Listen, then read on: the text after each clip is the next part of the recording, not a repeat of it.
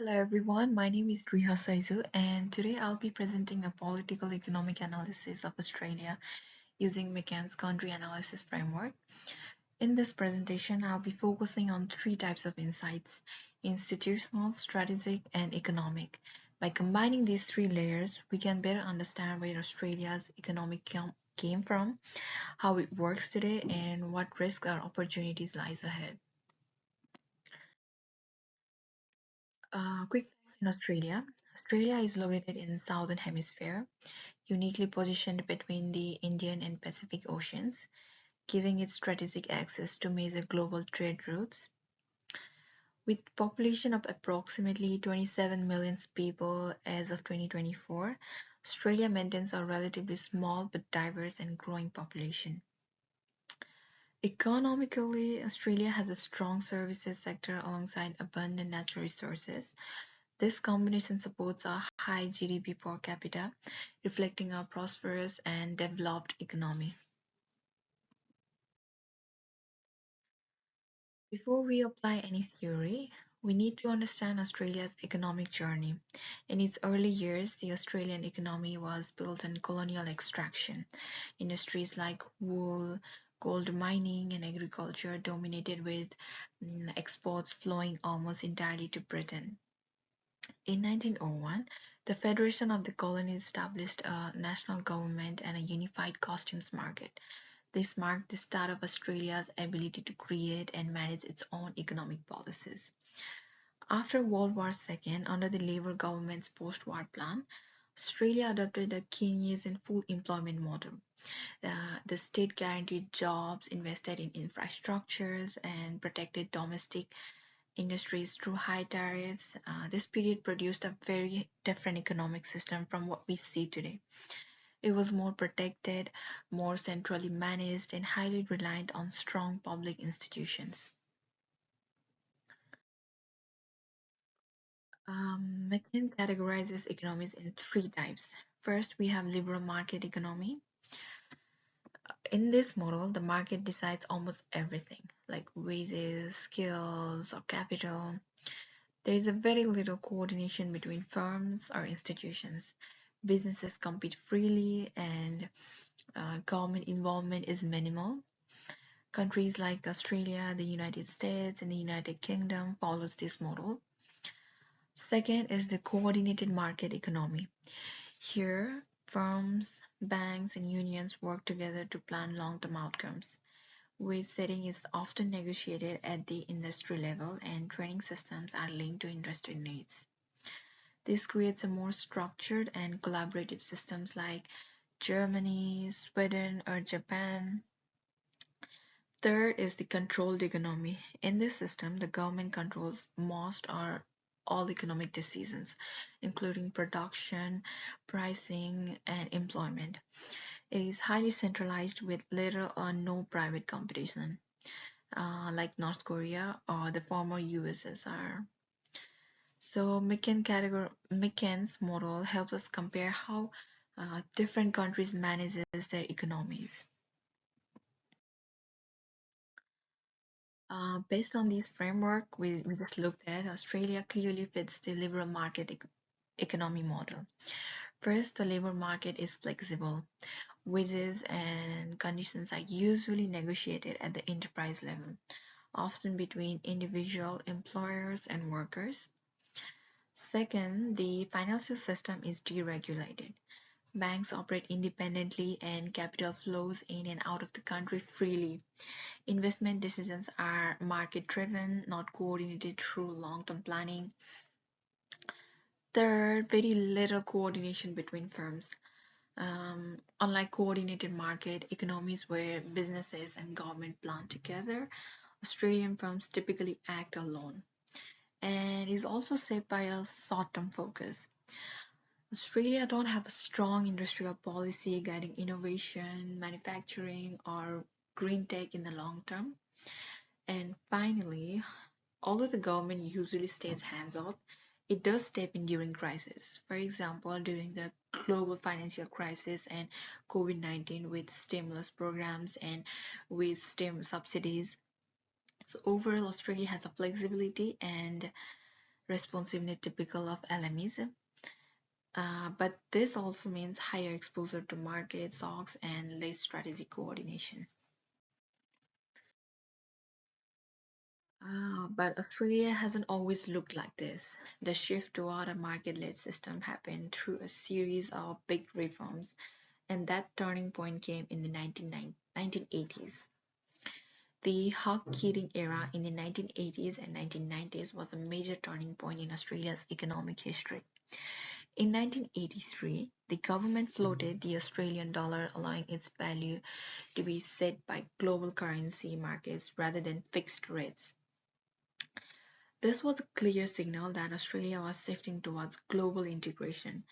At the same time, there was a major financial deregulation. Banks gained more freedom and foreign investment was welcomed. Tariffs which had long protected local industries, were cut dramatically. In the labor market, Australia moved away from centralized wage settings. The accord between unions and the government began this shift, but by the 1980s, enterprise bargaining was adopted, where wages were negotiated at the firm level. So these reforms did not just change policy, they changed the structure of the economy itself.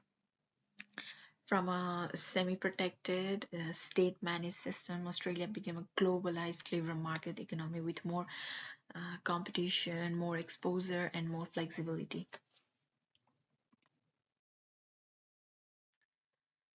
Even though Australia is classified as a labor market economy, its institutions remain flexible. During major economic shocks, the government intervenes aggressively to protect the system. In the 2008 global financial crisis, Australia responded with large-scale stimulus, spending, bank guarantees, and infrastructure investments. So these prevented recession while other economies collapsed.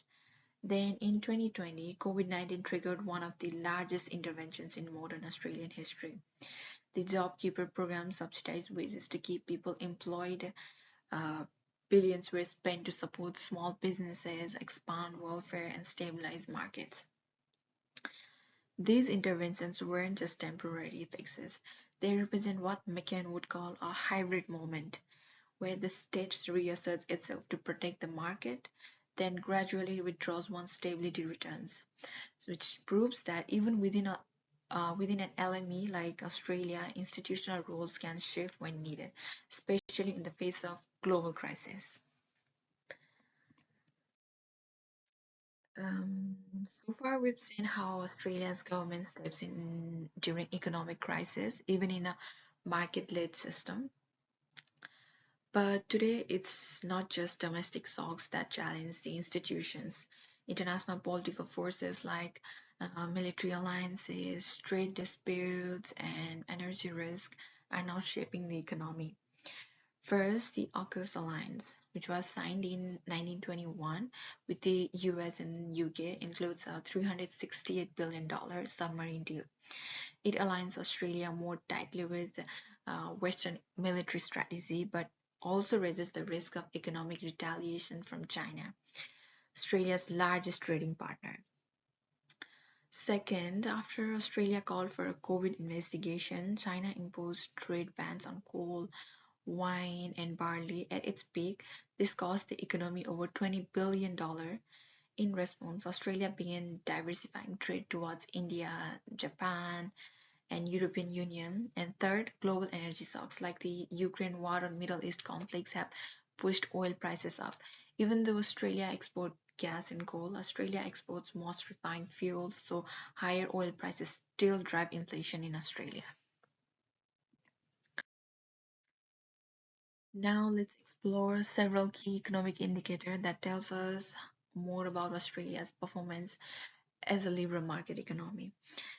As you can see, Australia exports mostly refined fuels, vehicles, and electronics. This shows Australia is a high income consumption economy with limited domestic manufacturing. Mm, Next, Australia export profile reveals a sharp contrast. It's heavily resource based, Australia's top exports are iron ore, coal, natural gas, and precious metals. Moving on to the trade partners, the top buyers remain China, Japan, and South Korea. That makes sense given their resource heavy exports. But following recent diplomatic and strategic tensions, Australia have started expanding trade with India and the European Union, which is encouraging diversification. Now, switching to the ease of doing business, Australia ranks consistently among the top 20 globally, especially for contract enforcement, credit access, and regulatory quality.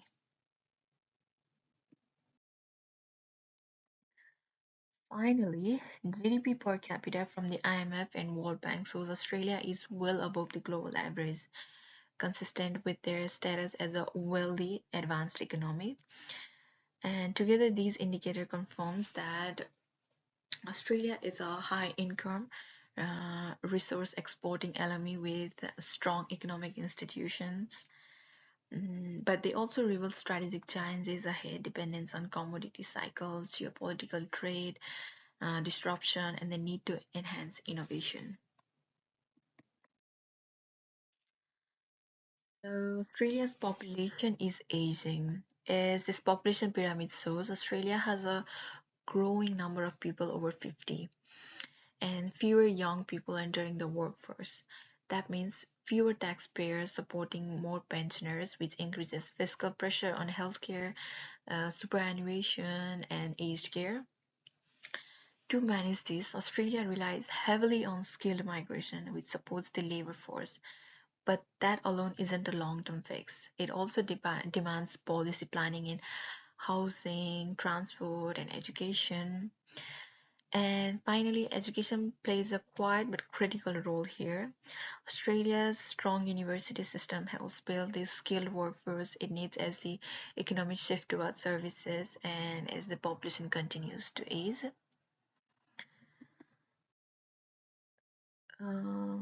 So far, we've seen how Australia's population is aging and how education helps build a skilled workforce. But to step back and ask a bigger question, where is Australia in its overall economic development? To answer that, we can turn to a classic model of growth, Rostow's stages of economic development. According to Rostow, the final stage, stage 5, is called the age of mass consumption. And this is exactly where Australia sits today. Australia's GDP per capita is over $60,000, putting it among the wealthiest nations globally. Over 80% of Australia's GDP comes from services including finance, healthcare, education, and tourism, rather than manufacturing or agriculture. Australia is also deeply integrated into global markets through trade, international education, and migration. And Australia have a highly educated population supported by world-class universities and skilled migration. These are all classic signs of Rostow's final stage, a consumption-led, globally connected, post-industrial economy. But it's not without challenges. Even in this advanced stage, Australia faces structural pressures. First, Australia's aging population will raise public spending on pensions and healthcare. At the same time, Australia facing a sharp rise in cost of living pressures, especially housing affordability, which affects younger workers and migrants. Australia's service economy also brings risk skills mismatches, job insecurity, and low wage in care sectors. Climate change adds a huge layer of uncertainty, especially with Australia's fossil fuels exports. And finally, geopolitical tensions with China through AUKUS and in energy markets, so increase their external economic risks. Uh, Australia faces real constraints, but also powerful advantages. So here are four economic pathways where Australia could embrace a green industrial strategy. uh, investing in renewable energy, battery minerals, and climate tech that would require more active state market coordination and a partial move away from pure LME logic. Second, Australia might double down on being a digital and super service superpower, building on our educated workforce, tech adoption, and global reputation in finance, healthcare, and higher education. And finally, Australia must chart a strategic realignment, reducing dependence on China's and strengthening trade with India, Japan, and Southeast Asia, adapting to a more geopolitically unstable world. These pathways aren't mutually exclusive, but they so the Australia's next phase will depend not just on markets but on institutional choices. Summary of key insights. In the past, Australia moved from raw materials to services and open markets. Today, Australia is strong but facing global volatility and domestic strain. Looking ahead, its future will depend on how it will manage sustainability, tech transitions, and institutional resilience.